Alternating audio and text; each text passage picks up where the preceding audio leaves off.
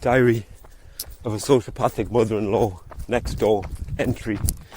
Today's date is Saturday the 28th of June 2025. We left off the last entry talking about when I've went to the lair to confront George and the Dragon, St. George and the Husk, about listening in to my conversation. Nosy bastard. Cheek. Who do you think you are? It's none of your business. You're not a part of this family, and this is private affairs. And then whispering to the Husk, who do you think you are? He couldn't argue with us face to face, so he couldn't say anything back. Because he's a coward. Say this, Husk, say that, Husk. Oh, but you can't say it to me face because you're a coward. And then they tell us the lie, this absolute lie, that I was on loudspeaker because I couldn't hear. That was just people walking past. St. George was 10 yards behind. No, he was whispering in your ear. I know what I heard. Stop gaslighting us. But at the time I didn't really know, whether to believe it or not. It's two people are saying that, and they're putting on their best act of sincerity. In the moment, I don't think I believed them. But I didn't believe them. You're just caught in the moment, and you're not prepared. I wasn't prepared for them to come up with that BS. Anyway, truthfully, that's what the Husk says. Truthfully. That's the way when she's trying to convince you. That's the way she always says it. Truthfully. I mean, I've never ever had to say to anybody, honest, I'm telling the truth, truthfully. I don't need to persuade. It's a need to persuade. Anyway, and then she said how hurt she was. So notice, she's made an excuse, which is a lie. She's made a lie. And then as soon as she thinks I've swallowed the lie, she starts to have a go at me. It was really hurtful. You're calling us a bitch. An effing bitch.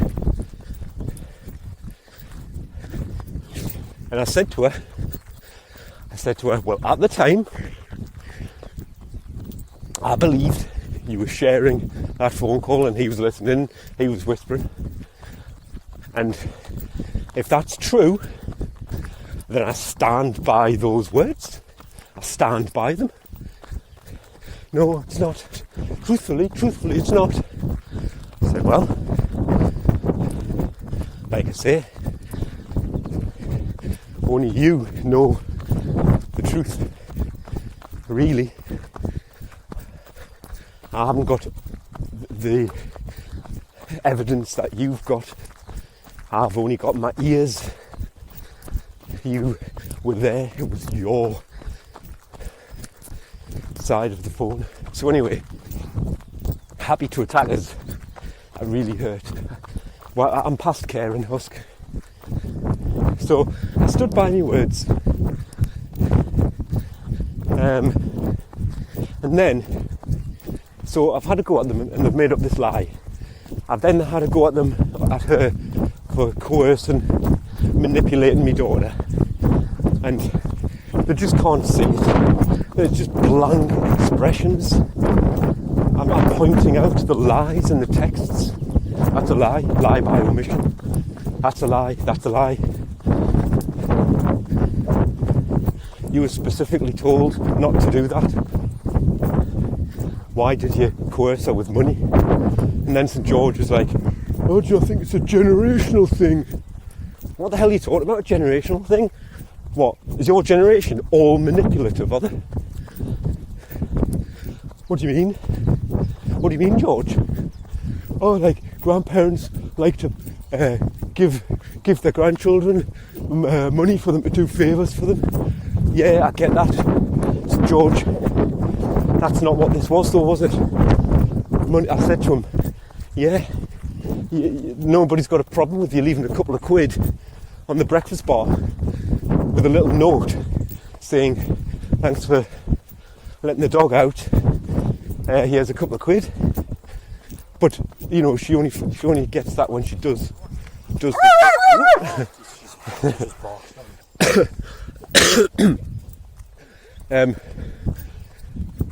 what was I saying? Yeah, leave a little note, a couple of quid, say thanks for letting the dog out, here's a couple of quid. But she only receives that when she's done the task. It's not why she's doing the task. So that's what I said, yeah, you could have just left it on the breakfast bar. And St George said, well, that's what she did. No, she didn't. She left it on the breakfast. Are you stupid? I know she left it on the breakfast bar. I know she probably put a little note with it saying thank you. I mean, you don't use it to coerce her into doing something for you above something for herself, like enjoying our life and our freedom and our teenage years. These years go by so quick. You blink and they're gone. I'm thinking of Ferris Bueller, the start of the movie. Can't think of verbatim, but yeah, think of Ferris Bueller at the beginning. You're just dumb. You're just dumb, son. I said, yeah, grandparents did do that. You know, normally when the kids were bored, normally when the kids had nothing to do, why don't you run down the shop, get us a packet of fags, keep the change. You know, that sort of stuff. When you're bored, that's what that was. I'm bored, Grandma. You know, got something I can do. Do you need any jobs that need doing? Anything? You know, that's stupid. The pair of them are stupid. They just come up with any nonsense to protect their position because they're little fearful little children. Just admit it.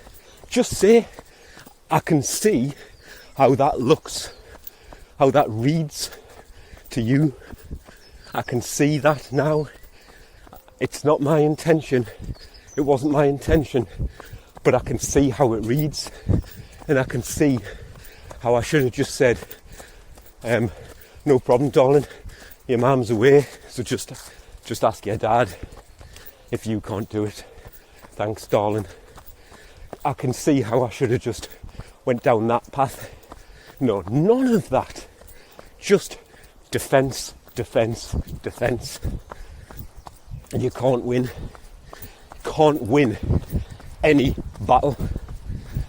You leave feeling completely deflated and like you completely wasted your time.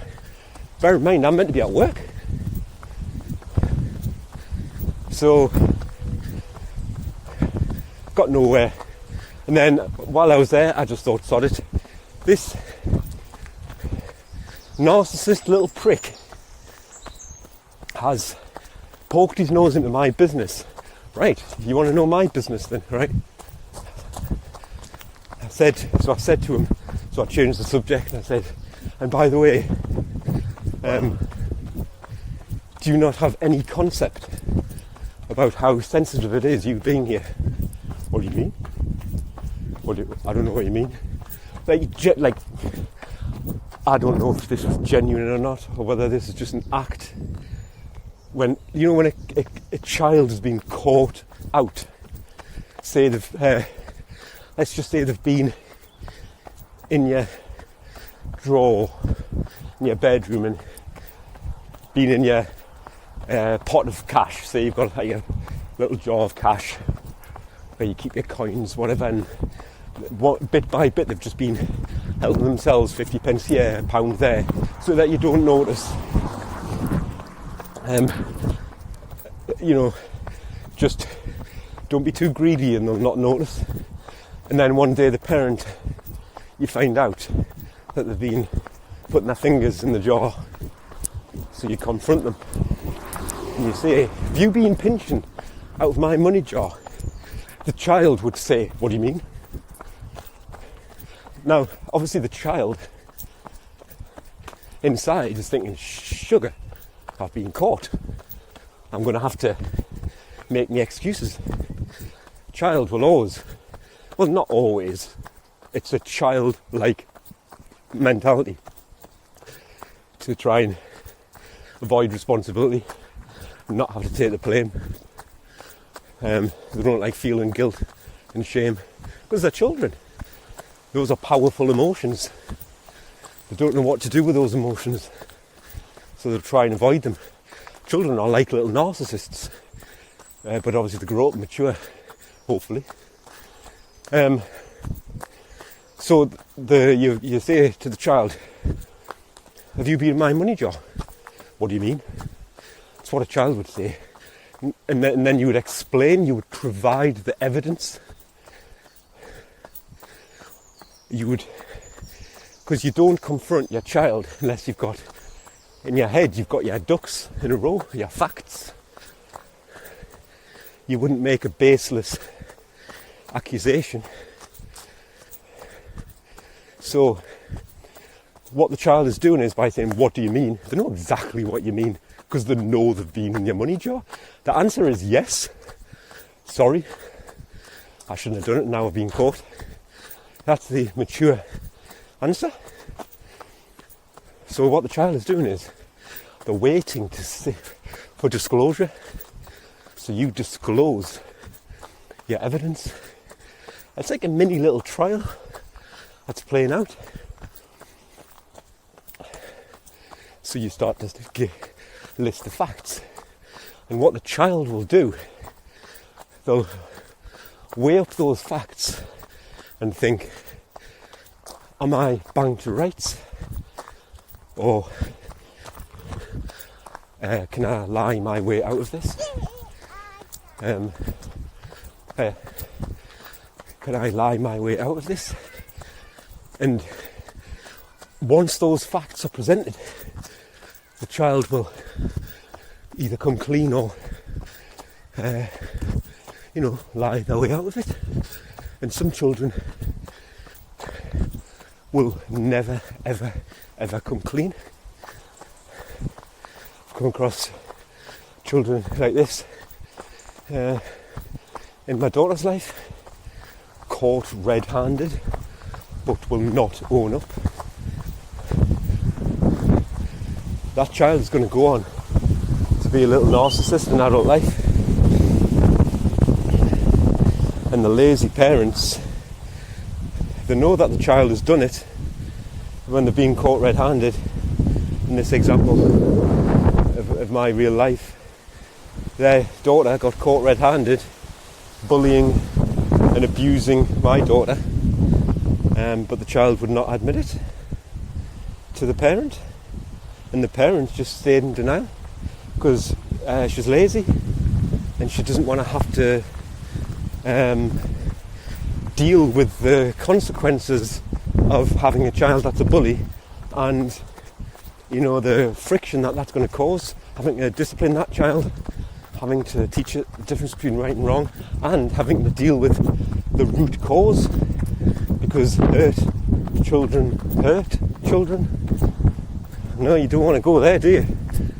Anyway, so when he says, what do you mean? He knows fine well what I mean. Do you not know that my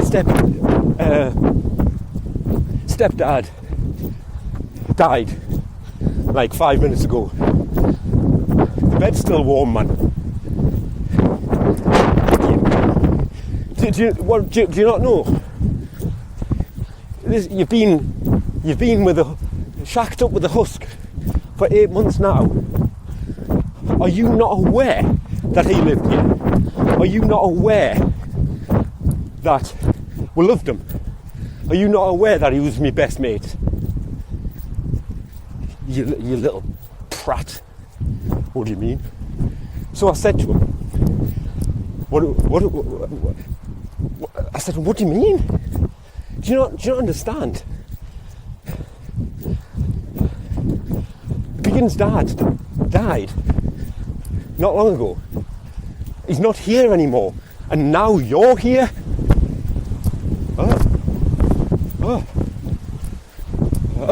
I didn't realise he meant that much to you. What? You didn't realise he meant that much? What did you realise? What did you realise? You realised nothing? You realised nothing? Because nobody told you he didn't mean that much, unless the husk has been giving you that impression. Probably. I didn't realise. Well, you never asked. You never assumed. If I was introduced to a family, a grieving family, then I would assume that the grief is real. I would assume that the children miss him. I would assume that it's not cool to be in his bed when it's still warm, being cared for just like he was in his final days, sleeping in that bed without any problem whatsoever. I would assume that that is not cool. I would assume that the children, i.e. me and Beacon, were still his children in the dynamic of parent and child. What I would assume that the children loved the dad. What is wrong with this person? Mr. Nice Guy, and nobody's got any bad words to say. Yeah, because he just meekly goes about his business without any awareness of how his behaviours, his actions, and his words affect other people. Because generally he's just silent. He's Mr. Silent. So, what an absolute... the correct word is retard. He's held back. He's slow in the uptake. That's all retarded means. He's still a child. So I said to him, he's not here anymore, now you are. Oh, I didn't realise he meant that much to you. You see, he's waited for us to tell him. I have to tell him, you know, the facts. And I've just given it cold, one fact. He's not here anymore, now you are. You're trying to replace him, in other words. And now he knows he can't. He's got my position now on full disclosure. Now he's going to try and worm his way out of it. And that's the best he can come up with. I didn't realise he meant that much to you. Did he mean that much to you, like? Aye? So I said to them both, I don't know why I put my heart on my sleeve. But I thought, I'll just do it because it'll just eat away at us if I don't. So I said, yeah, of course I miss him. Of course he means that much to him. I miss seeing him every day. I miss seeing him in that chair there, over there. His chair. I miss coming over and taking him to the pub, going down the pub and having a bit of banter with the regulars. I miss our Wednesdays, I miss our Fridays. I miss seeing him in the bar every weekend, to a little bar, and having a bit of crack about all sorts of stuff. I miss him. I miss seeing him in the little allotment that I built for him, tending to his vegetables. I miss seeing him go out for a fag under the little shelter that I built for him. I miss seeing him walk up and down the drive with his newspaper. And now I just see you walking up and down the drive. Nothing in response. Dead eyes. No empathy from either of them. She's just looking like a husk, with her eyes looking down, head looking down, you know, like a child. Doesn't know what to say. Just put your head down, look ashamed, and then eventually this will stop. But no words, nothing back. And I said, the beacon, I loved him, the beacon misses him all the same, you know. I brought the beacon in to the arena, and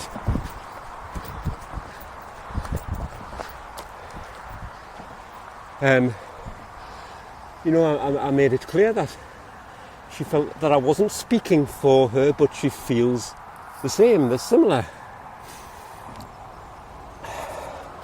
It's only when I mentioned the beacon that he seemed to look regretful,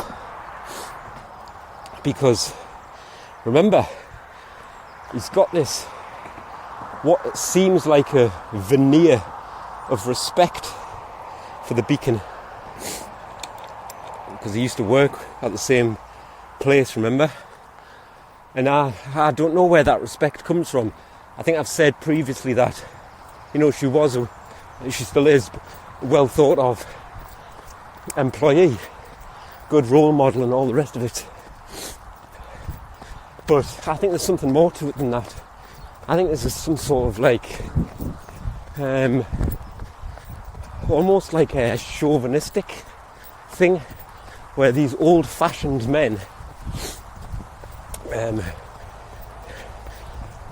have to be nice and gentle to women, and you know they couldn't give two hoots about me. He couldn't give a toss about me.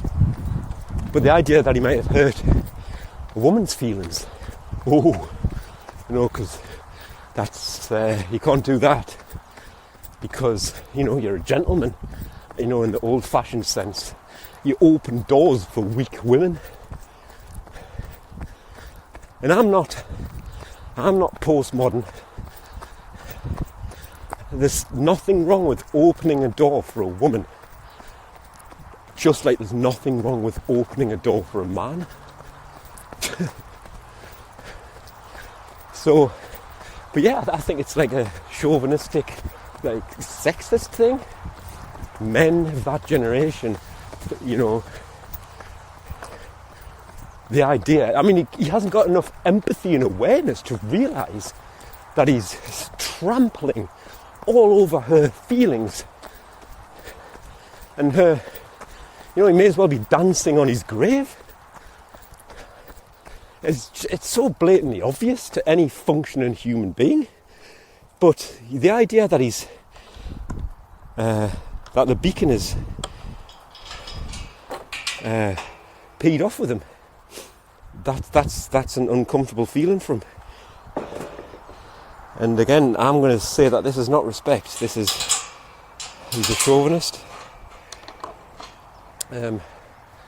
So anyway, I still didn't really get anywhere. I got that off my chest,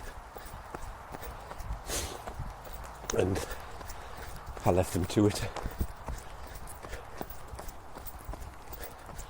But no, nothing off the husk, just totally silent, man. I mean, if she loved him, right? This is how you know she doesn't care about him, right? Let me get this straight. Right, if you love someone, if you truly care for them, then you want to protect them. That's basic basic level love, isn't it? You're going to protect them. You're not going to let them come to any harm. This works both ways. A woman, my woman, she doesn't belong to me. The beacon, she would jump in. If some mad psychopath came at me with a hammer, she'd jump in the middle. That's what she'd do. I know she would. She's just absolutely nails. Like not as in, she's not some sort of like street fighter. What I mean is a courage. She would put herself second for her loved ones. That's what I mean by nails. And vice versa. And that's the extreme example of you protect your loved ones. Now on a lesser level, you would protect them against getting into trouble or coming into harm's way with a situation where you're going to get in the line of fire. And you would make sure that you keep your loved one out of the line of fire in an argument, for example. So if she loved him, she would realise that we are not happy with how much time he's spending there, because it's not just as simple as this is your house and you can have whoever you want there. It's not that simple. When you agreed to come and live on our property, in our property, you give up some of your privacy, like we do. We have to respect your feelings and how we act in our home. And if there was somebody that you like, if the beacon, sadly, I can't even say the words. If the beacon left this realm tragically, do you think I'd just bring another woman around right in front of your face? Why do I even have to explain this? So, if she loved him, she would see that we're not very happy with how much time he's spending there, and a lot of it is really the sleeping over. There's something about him sleeping in that bed. It's creepy. If she loved him, she would know that we're not very happy. She would speak to us, and then she doesn't have to say anything to him, but she just protects him from us. And by that I mean, well, we've completely lost all respect. We used to like him, and now we can't stand the sight of him. So he's coming to harm. People are turning against him, and she has failed to protect him from that. If she had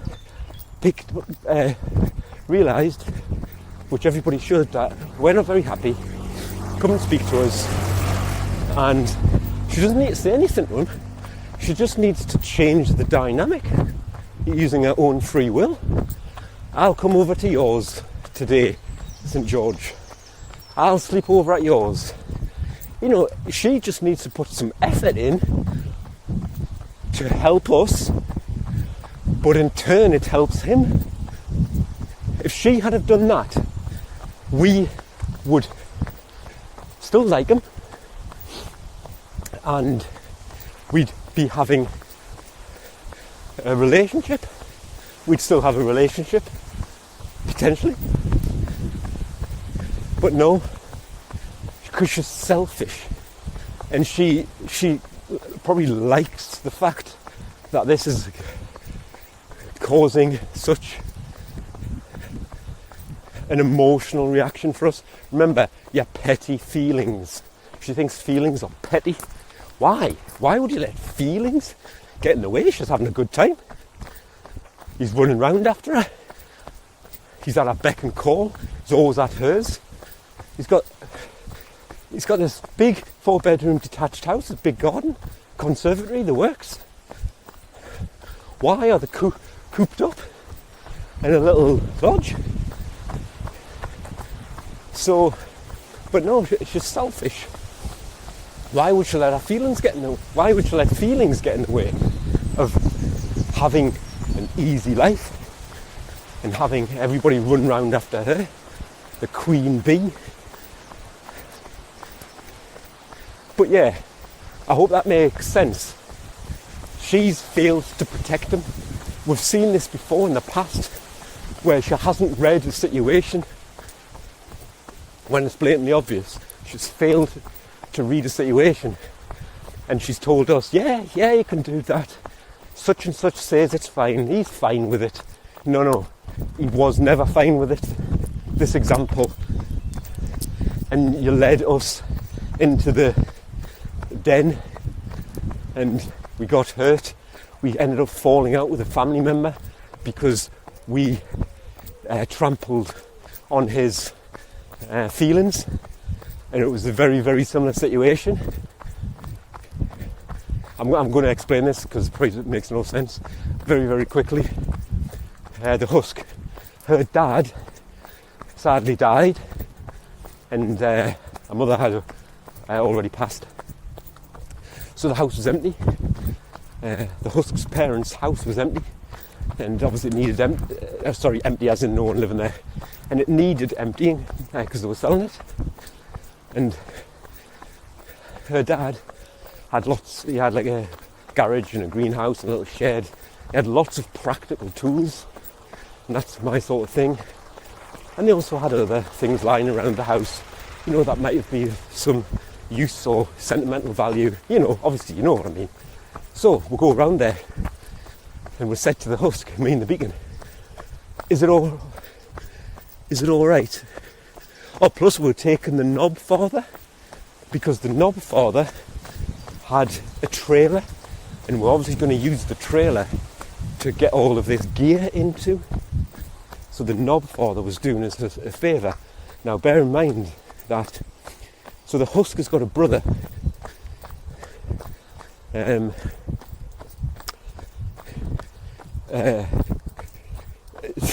He is like the head of the table, the mafia boss.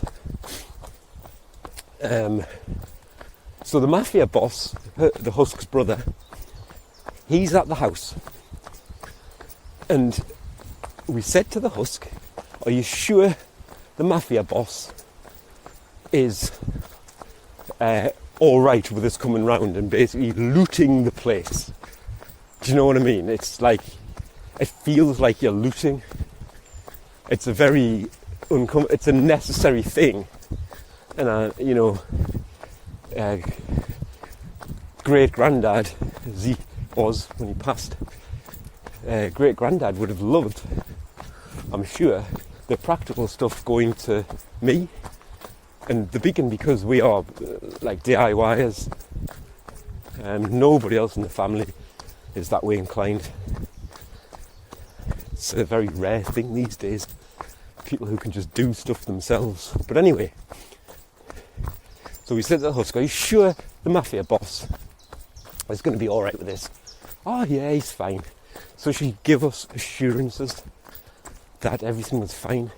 Had she asked him, we assumed that she's had a conversation and said, hiya mafia boss, the beacon and the bad guy, the bad man, are coming up with the trailer and they're going to take a load of stuff from the house. Are you okay with that? Oh yes, husk, no problem. Tell them they're more than welcome. We assumed that conversation had happened, so we went there, looted the place, and the mafia boss turned up just as we were making our escape, And it did feel weird. Especially seeing as the Knobfather was there. So you've got to remember that. The Knobfather left the Husk, his sister, the mafia's boss. It was his sister that he's cheated on. Now this might have been however many years ago at the time. But things like that, old wounds don't heal easily. And I've seen the kind of resentment. I saw it at the funeral. The Knobfather was kind of desperate. I felt pity for him. He was like desperately trying to suck up to the mafia boss. And I thought, what are you doing? Like, he's clearly not interested in anything you've got to say. Why have these people got no awareness they can't read the room? So anyway, we went to the mafia boss's parents' house, looted it, we were making an escape. The mafia boss turns up and he was peed. He was not happy at all. And I don't know whether it was because the fact we were looting or whether it was the fact that the Knobfather was there. Who knows, but he was not happy. It was really awkward and I felt strange because the beacon was there and, you know, on the surface of it they had a really good bond, so I couldn't understand why he was behaving like that in front of the beacon, but it felt really awkward, so we drove off. Now when we analysed it, and it took years to kind of recover from that, because the beacon just thought the mafia boss behaved like a complete dick. The way he acted, it wasn't very mature,